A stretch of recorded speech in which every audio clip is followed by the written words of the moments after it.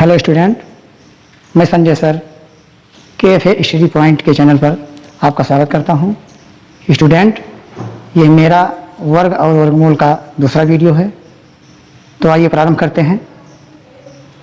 तो आज हम क्या पढ़ेंगे?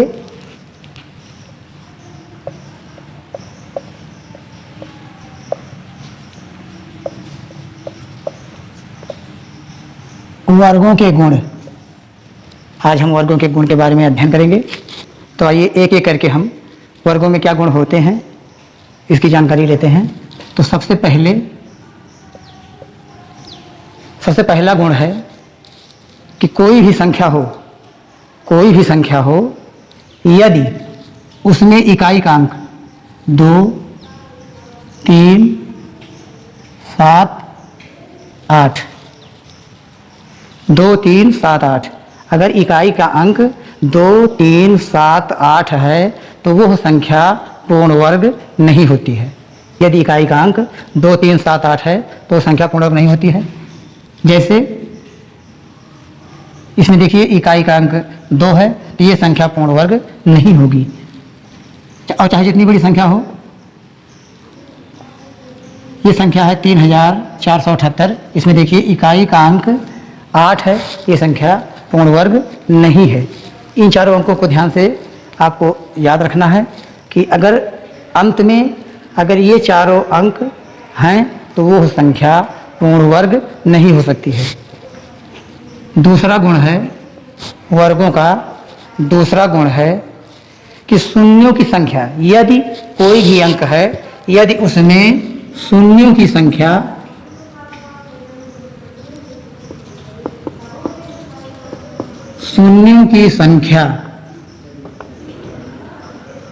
विषम, यदि शून्यों की संख्या विषम है तो वह संख्या पूर्ण वर्ग नहीं हो सकती है। शून्यों की संख्या का मतलब, जैसे मान लीजिए कोई अंक है और उसमें शून्यों की संख्या विषम है। देखो 1, 2, 3 विषम है तो ये संख्या पूर्ण वर्ग नहीं हो सकती है। विषम आप लोग जानते हैं 1, 3, 5, 7 जो संख्या तो से नहीं करती है। कोई भी संख्या आप ले लेंगे 4, 5, 0, 0, 0, 0, 0। देखिए 1, 2, 3, 4, 5 इसमें शून्य की संख्या विषम है, 5 है, अतः यह संख्या भी पूर्ण वर्ग नहीं हो सकती है। आइए तीसरे गुण के बाद कि सम संख्याओं का वर्ग सम होता है। तीसरा गुण है सम संख्याओं का वर्ग एक सम संख्या ही होता है। सम संख्या, कोई भी सम संख्या वर्ग है, सम संख्या ही होता है। कोई भी सम संख्या है, मान लीजिए 4 एक सम संख्या है, इसका वर्ग करेंगे तो 4 का वर्ग करेंगे तो 4 गुणे 4, 4 चौक 16, तो यह भी एक सम संख्या होगा। 4 भी एक सम संख्या है और यह भी एक कोई भी संख्या सम संख्या, 6 ये सम संख्या है, इसका वर्ग करेंगे 6, 6, 36, ये भी एक सम संख्या है। तो सम संख्या का वर्ग एक सम संख्या ही होता है। अगला गुण है स्टूडेंट्स, अगला गुण है विषम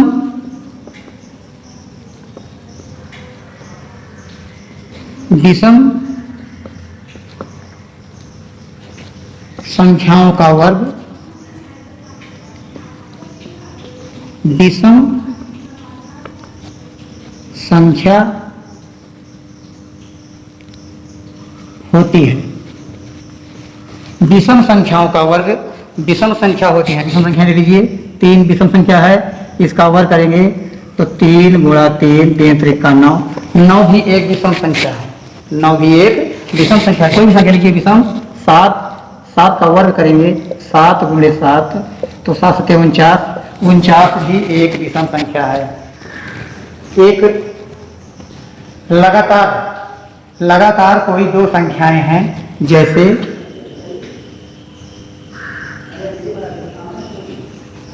अगर इनके वर्गों का अंतर हम निकालना चाहें, इनके वर्गों का अंतर हम निकालना चाहें तो क्या करेंगे कि 17 का 17 में गुणा करेंगे, फिर 16 का 16 में गुणा करके लिखेंगे, फिर घटाएंगे तो आंसर आएगा। लेकिन इसके लिए एक आसान तरीका है कि छोटी संख्या में 2 से गुणा कर दो और उसमें एक जोड़ दो। 16 दूना 32 और एक जोड़ोगे तो कितना आ जाएगा 33। तो इसका अंतर 35 होगा इससे। मतलब छोटी संख्या में इस प्रकार की संख्या अगर कहीं पे आती है, ऐसी स्थिति आती है कि लगातार एक संख्या बड़ी है उसके बाद उसके छोटी वाली, तो दोनों के वर्ग का अंतर निकालना है, तो हम क्या करेंगे, छोटी संख्या में 2 से गुणा कर देते हैं और एक जोड़ देंगे तो वो ऐसा जाएगा। अगला नियम है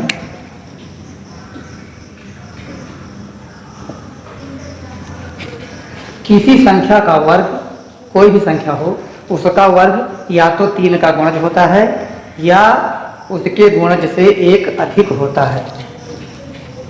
किसी भी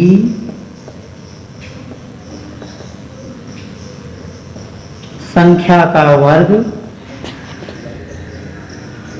3 का गुणज 3 का गुणज होता है या उससे एक अधिक होता है। जैसे मान लीजिए कोई भी संख्या है 4, इसका वर्ग करेंगे तो कितना आएगा, 4 गुणे 4 ये 16 आएगा। और 16 क्या है, 3 गुणे 5 धन 1। देखिए 3 के गुणज से एक अधिक, 3 बचे 15 1 16, जो 16 आया 3 के गुणज से एक अधिक हो गया। ठीक, अब मान लीजिए और कोई संख्या लिखिए 5, 5 का वर्ग करेंगे तो 5 गुणा 5 25 आया, ये हो जाएगा 3 गुणे 8 धन 1। ठीक, और अभी 3 का वर्ग करेंगे, 3 त्रिक का 9 आया, 3 गुणे 3 ये 9 आया, ये क्या है 3 गुणे 3, 3 का गुणज।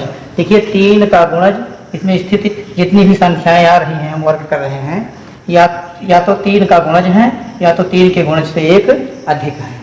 ये हमारा वर्गों का एक गुण और है। अगला हम देखते हैं, अगले गुण को हम देखते हैं वर्गों में।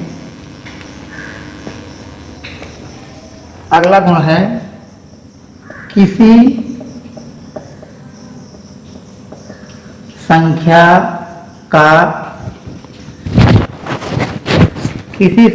का वर्ग 4 का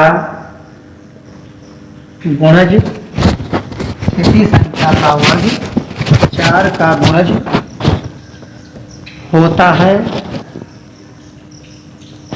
या उससे एक अधिक होता है। अभी इसके पहले हमने पढ़ा कि 3 का गुणज होता है या 3 से अधिक होता है। उसमें एक स्थिति और है, एक को हम नहीं लेंगे क्योंकि एक का वर्ग जो है 3 छोटा होगा, एक को छोड़ करके एक को हमें छोड़ना है। इसके बाद ये नियम लागू होगा। तो देखिए कोई भी संख्या है 3 है, 3 का वर्ग करेंगे तो 3 गुणा 3 ये 9 आया, ये क्या हो गया 4 गुणा 2 धन 1, 4 गुना 8 और 1 9, 9 के बराबर हो गया। 6 का वर्ग करेंगे तो 6 गुणे 6 ये हो गया 36 और 36 को क्या करेंगे 4 गुणे 9, 4 9 36 भी आ जाएगा। देखिए 4 का गुणज हो गया, ये 4 का गुणज 2, तो इसे एक अधिक हो गया। और भी कोई संख्या ले लीजिए, 7 का वर्ग, इसका वर्ग करेंगे 7 गुणा 7 तो 49 हो जाएगा, 7 सत्ते 49, तो क्या हो जाएगा 4 गुणे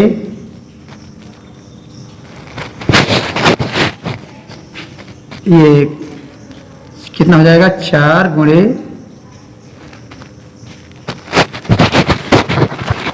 12 धन 1, 12 चौक 48 1 49। देखिए तो ये जो भी स्थिति बन रही है या तो 4 का गुणज है या तो उससे एक अधिक है। तो इसका एक गुण ये भी होता है कि किसी भी संख्या का वर्ग 4 का गुणज होता है और या उससे एक अधिक होता है। ये हमने पढ़ा वर्गों के गुण के बारे में। और अब हम जानेंगे किसी संख्या का वर्ग कैसे हम निकालते हैं। कुछ विधियों का हम अध्ययन करेंगे। किसी संख्या का वर्ग जब हम निकालते हैं, कोई भी संख्या हो तो उसका वर्ग निकालने के लिए उसका उसी में गुणा कर देते हैं। कोई भी संख्या क्या करते हैं, जैसे मुझे 4 का वर्ग निकालना है तो क्या करेंगे, 4 का 4 में गुणा कर देते हैं, वर्ग हो जाता है। लेकिन इसके अलावा भी और विधियां हैं कि हम वर्ग कैसे निकालेंगे। अगर दे दिया जाएगा कि किस विधि से निकालिए, तो एक विधि है वर्ग निकालने के लिए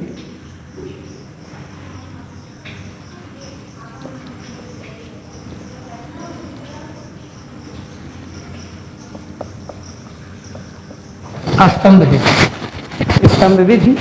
स्तंभ विधि से हम किसी संख्या का वर्ग कैसे निकालेंगे। इससे केवल 2 अंकों की संख्या का वर्ग निकलता है। 2 अंकों की संख्याएं 11 से 99 तक होती हैं। इनका वर्ग हम कैसे निकालेंगे, तो स्तंभ विधि से इसका वर्ग कैसे निकालेंगे, आइए इसको देखते हैं।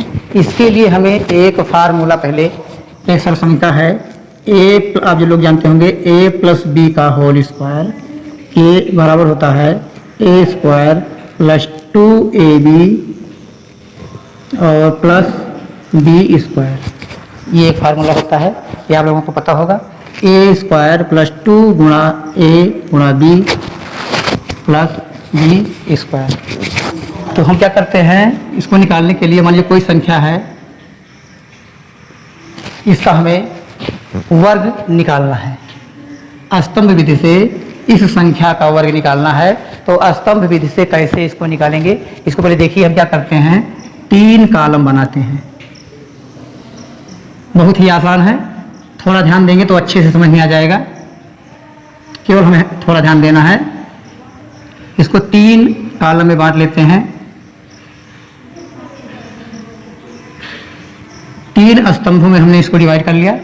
अब ये 1 2 3 तीनों को क्रम से लिख देते हैं।